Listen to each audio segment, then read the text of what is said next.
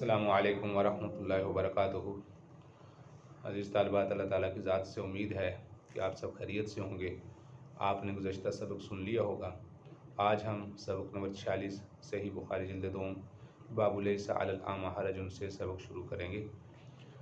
सबक शुरू करने से पहले दुआ पढ़ लीजिए। अल्लाहुम्मा सल्लि अला मुहम्मदिन व अला आलि मुहम्मदिन व बारिक वसल्लिम। रब्बी इश्रह ली सदरी व यस्सिर ली अमरी वाहलुल उक़दतम मिन लिसानी यफ़क़हू क़ौली। जी अज़ीज़ तालिबात, किताबें खोल लीजिए। बिस्मिल्लाहिर्रहमानिर्रहीम। अल्लाहुम्मा सल्लि अला मुहम्मदिन व अला आलि मुहम्मदिन व बारिक वसल्लिम। बाबुन लैसा अलल आमा हरजुन इला क़ौलिही तआला लअल्लकुम ताक़िलून। ये बाब है नाबीना आदमी पर और लंगड़े पर कुछ गुनाह नहीं। ये आयत आखिर तक लअल्लकुम ताक़िलून आखिर तक। वन्निअता वल इज्तिमाअ इला ताआम, ये भी अक्सर किताबों में ये जो इबारत का हिस्सा है, ये किताबों में कुछ किताबों में इसका हिस्सा है इबारत का, और कुछ किताबों में ये नहीं है। ये इबारत बाज़ नुस्खों में है और बाज़ नुस्खों में नहीं है। नियत नून के कसरा के साथ और हा के सुकून के साथ है, और इसका मतलब होता है ज़्यादा राह और सफ़र का ख़र्चा। और इस हदीस बाब, इस तर्जुमतुल बाब के तहत इमाम बुखारी रहमतुल्लाह अलैह ये हदीस लेकर आए हैं। रावी कहते हैं क़ाल अख़रजना मअ रसूलिल्लाहि सल्लल्लाहु अलैहि वसल्लम इला ख़ैबर, कि हम आप सल्लल्लाहु अलैहि वसल्लम के साथ खैबर की तरफ निकले। फ़लम्मा कुन्ना बिस्सहबा, जब हम सहबा जगह पर पहुँचे। क़ाल याह्या वहिया मिन खैबर अला रौहतिन, तो ये जो रावी हैं वो कहते हैं कि ये सहबा जगह खैबर से एक मंजिल के फ़ासले पर है।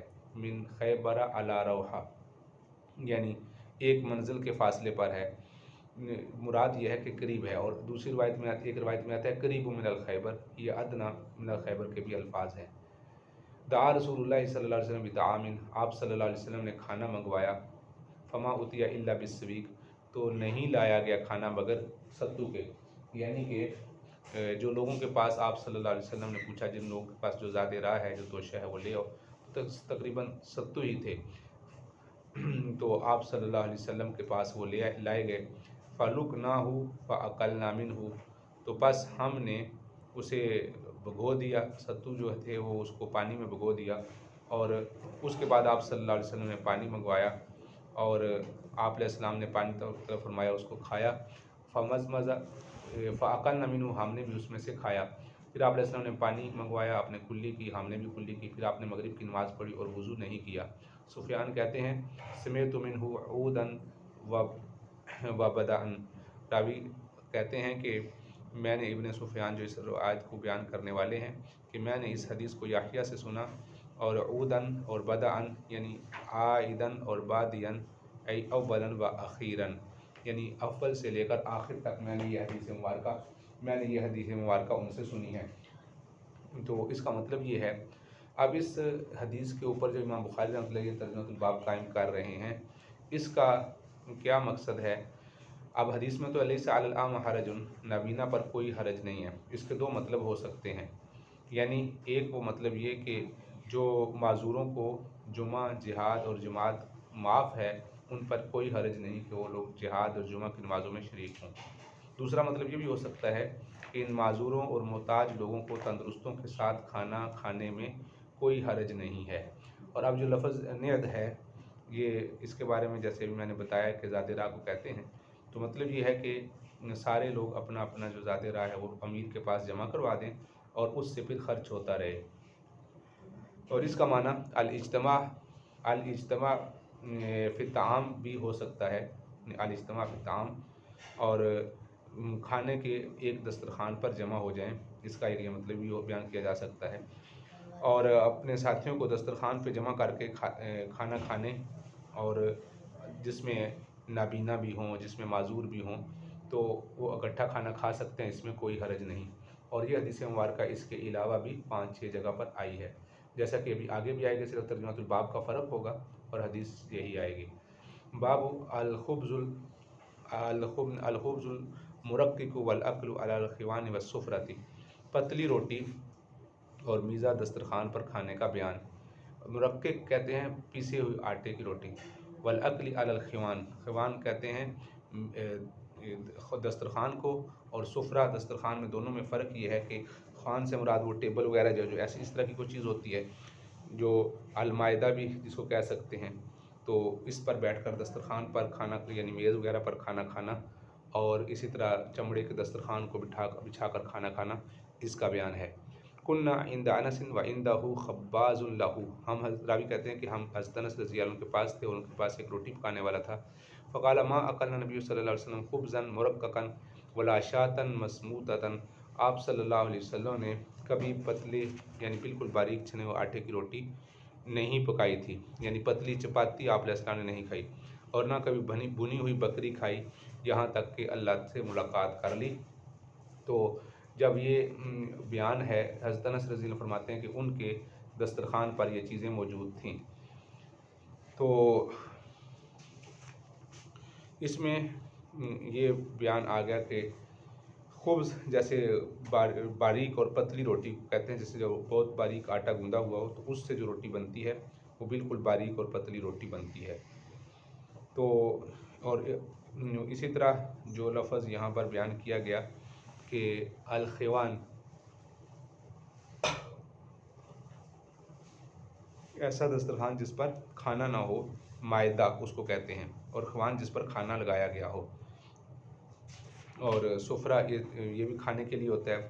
اور شاطن مسموطتاً یعنی بکری کے چھوٹے بچے کو ذبح کرنے کے بعد گرم پانی میں ڈال کر اس کے بال وغیرہ اتار لیے جائیں اور پھر چمڑے سمیت ہی بھون کر کھایا جائے، اس کو کہتے ہیں بھنی ہوئی بکری، اور آپ صلی اللہ علیہ وسلم نے ایسا کھانا نہیں کھایا۔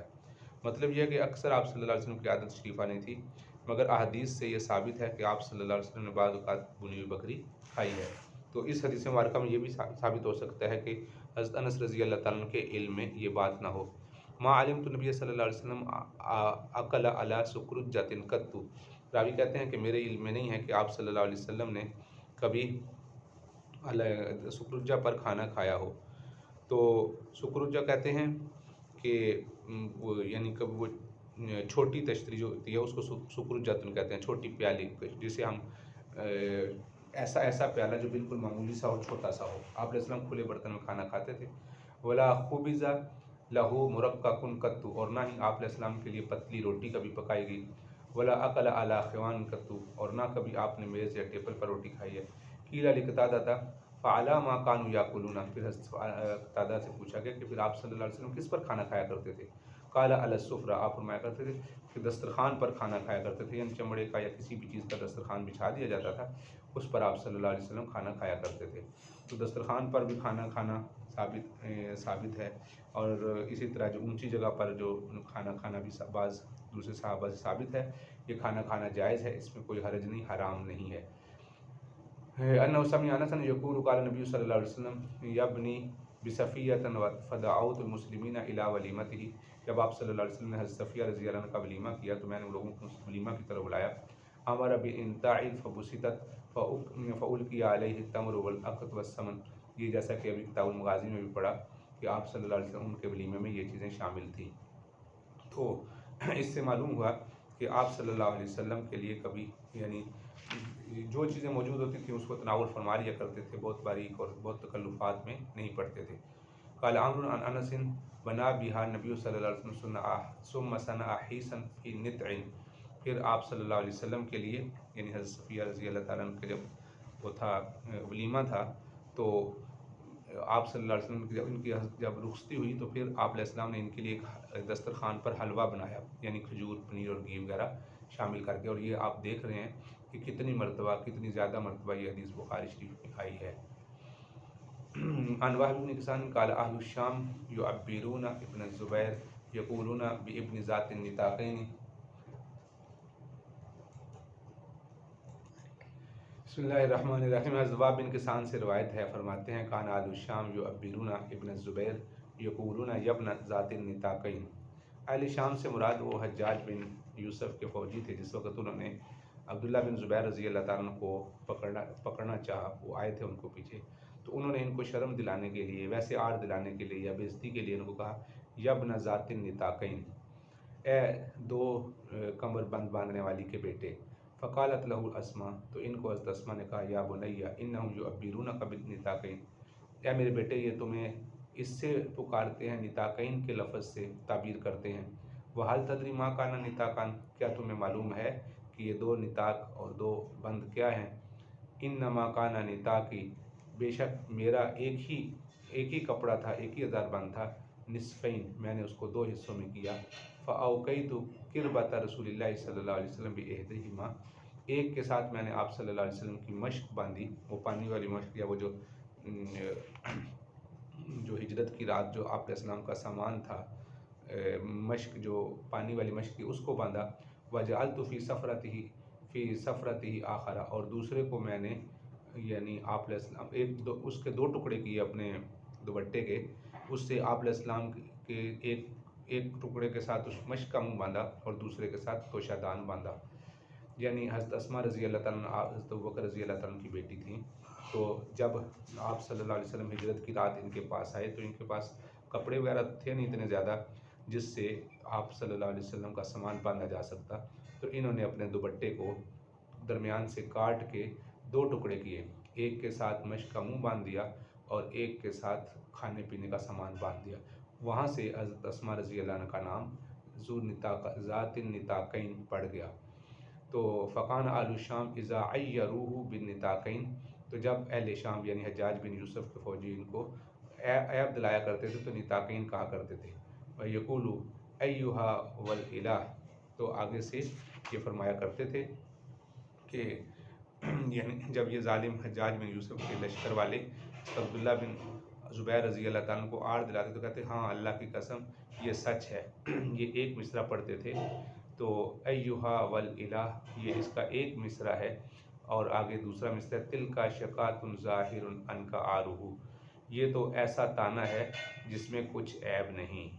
ایہا الالہ، بے شک اللہ کی قسم یہ سچ ہے، اور اس کے بعد آگے یہ شعر کا ایک ٹکڑا پڑھتے تھے کہ اللہ رب العزت نے اس میں ہمیں عزت دی ہے کہ آپ صلی اللہ علیہ وسلم کی ہم نے خدمت کی ہے۔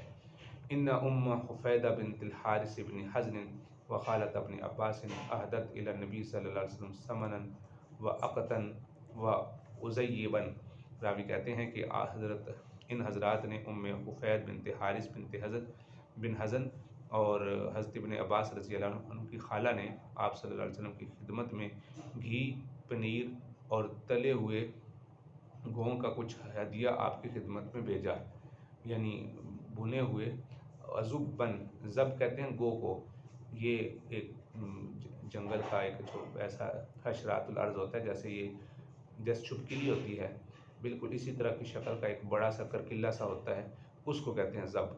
آپ صلی اللہ علیہ وسلم نے زندگی میں اس کو نہیں کھایا، ایک دفعہ آپ کے دسترخوان پر موجود تھا، آپ علیہ السلام نے اسے نہیں کھایا۔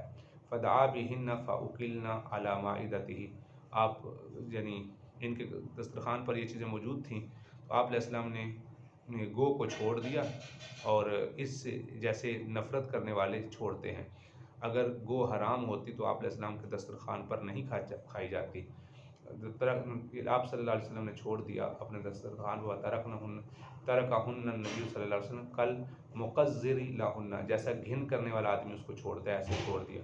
ولو کن حراما، اگر یہ حرام ہوتی تو ما اکلنا علی مائدۃ النبی صلی اللہ علیہ وسلم، آپ صلی اللہ علیہ وسلم کے دسترخوان پر یہ نہ کھائی جاتی، ولا امر باکلہن، اور نہ آپ ان کو کھانے کا حکم دیتے۔